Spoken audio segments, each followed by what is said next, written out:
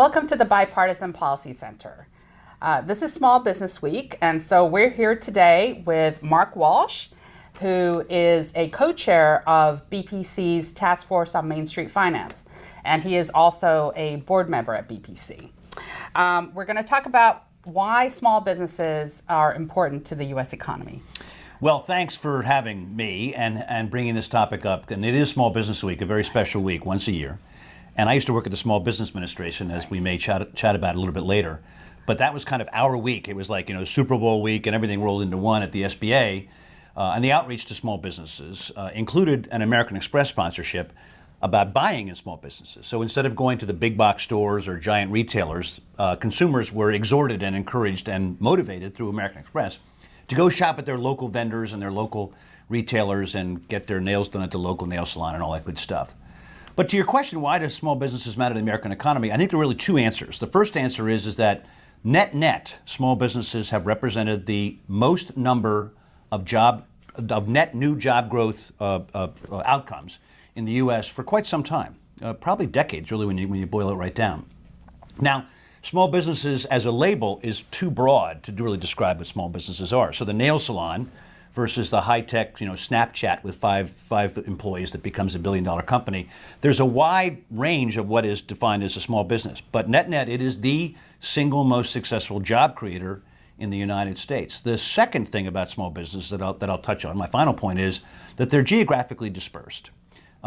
Large corporations, both financial services in New York and entertainment companies in LA and technology companies in San Francisco, or other types of companies in South Florida, water treatment companies, stuff like that, they tend to center in large cities, and often they tend to center vertically by industry in one city. So you'll see that happen a lot throughout the U.S., and that's fine. I'm not criticizing it. But the beauty of small businesses is that they're broadly dispersed across our nation. And sometimes these startups and small businesses that become great big companies started in very small towns. And one example, quickly I'll finish with this, is Schenectady, New York, where I went to college. GE started in Schenectady a long time ago. Now, GE is a global multi-$100 billion corporation, but there's still a plaque in the center of Schenectady where it started, and GE still has its R&D, research and development, in Schenectady. So these legacies of small businesses starting in small towns, growing big, some of them, still has a nice geographic dispersion that really, I think, underscores the strength of our nation's economy. And, in your work at the SBA and also as a member of this task force, you have had a chance to speak to a lot of owners of small businesses. So what do they tell you? I mean, what are you hearing from on the ground? Well, the obvious answer, and not that your question is obvious, but I think people tend to forget that pretty much every small business needs access to capital.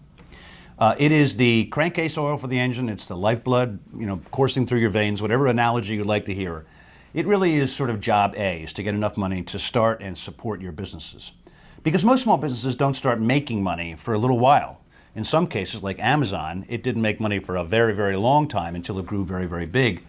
But the idea of getting access to capital is something that our task force here at the BPC and my job at the SBA was really all about. Getting access to capital to small businesses that needed to grow. And by the way, as a side note, the kind of places that small businesses are going to get capital now has broadened as well. We hear the term crowdfunding. That's where basically all of us decide to invest a few dollars into a project we like. At Kickstarter, you can prepay for the electric toothbrush or the electric bicycle or the new way of the hair clip or whatever they're selling. You prepay for it. That's effectively crowdfunding and funding the source of a business. So access to capital in the wide variety of ways to grow a small business is sort of job A. I think the second job, and that's an ancillary or corollary to job A, job B, is cash flow. I had a buddy once who had a special pillow kind of knit with the cover that said, "Happiness is positive cash flow." And I tell folks that really is what it boils down to, that generating capital and then deploying capital as a small business to generate positive cash flow guarantees sustainability. And that's my third and final point for a small business, is sustainability and scalability. That the really interesting and successful and prominent and kind of important small businesses that become mid to large businesses in the U.S. all prove their scalability. And that means that they can hire people and they can make their product or service, with a profit. They can reinvest those profits to grow their business, to get more facilities, to go from one nail salon to 3 nail salons, from one retail store to 3 retail stores, from one app on your iPhone to 7 apps on your iPhone, to service 5, 50, 100 million people at once if you're an online store. Whatever the goal is, to show you can raise capital, deploy capital, and become a sustainable entity. If you can hit those 3, salute to you. You are going to be a very successful business, small or large. So you did mention just now about crowdfunding. So, technology changing all the time. How is that helping with access to capital for small businesses? Wow. You gave me the tough questions today, didn't you? I think the jury's out. I really do. I think there are some successful versions of crowdfunding. I won't go into brand names because I don't want to, tilt the viewer or you or anybody listening or thinking about this to choose one over the other. It's really not the point. But the point is that all of us as potential investors, people with very modest incomes living in very small towns to major high net worth individuals living in a penthouse in Manhattan, can all participate in business growth and business origination in ways that bypass investment banks or other traditional places where capital was raised. Doesn't mean that Goldman Sachs and Merrill Lynch are wrong or going to go out of business, but it means that individual consumers, individual citizens can now directly write a check right into the bank account of a small business that's making a product or service that engages them. So for instance, I love lacrosse. I actually invested in a crowdfunding platform in a technology company that tracks high school seniors who are trying to get recruited to play lacrosse in Division I or Division III colleges. It's kind of like a little video platform. It's a great business. It's done well. And I wrote a direct check through a little crowdfunding platform. Now, in the old days, that company would have had to call their friends and their family and ask for Uncle Stan to introduce them to somebody or Aunt Susie, whatever, which is fine. But it was a relatively inefficient marketplace. But today, people like me or you or anybody watching can surf a wide variety of sites on the web, on the internet, and find startup companies that are looking for funding that comes from the crowd. Now, final, I said the jury's out. There will be abuses of this system. Just like the SEC is supposed to stop publicly traded companies from abusing. There's a Bernie Madoff every now and then, right? So every system of raising money always has things go wrong or bad actors that challenge the system. So I predict, in fact, there have been a few examples, but I predict in the next couple of years or maybe several years, there'll be some places where the crowdfunding arena is abused and has some bad outcomes. It doesn't mean it's wrong.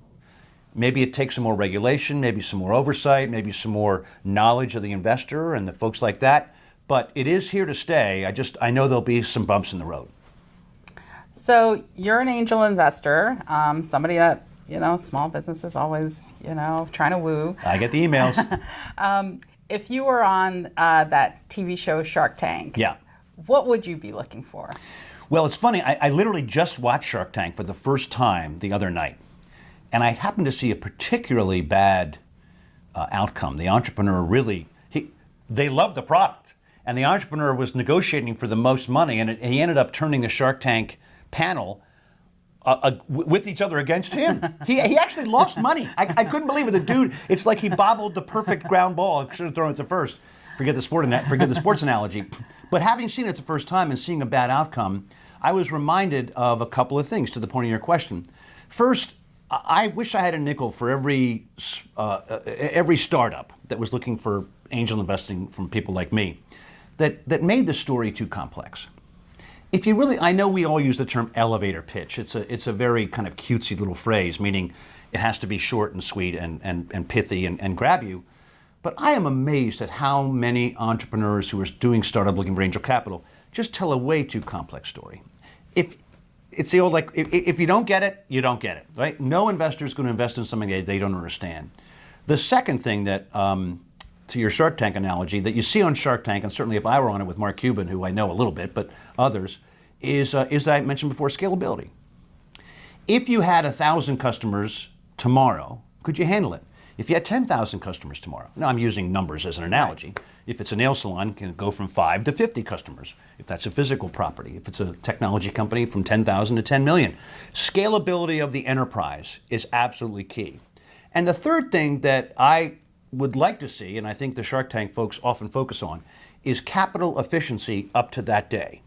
The day they arrive in that set and they start to describe to that august panel in front of them what they've done, if they've used $100,000 efficiently to make a product or service, or $500,000, whatever they've raised and used, that they've been efficient at it.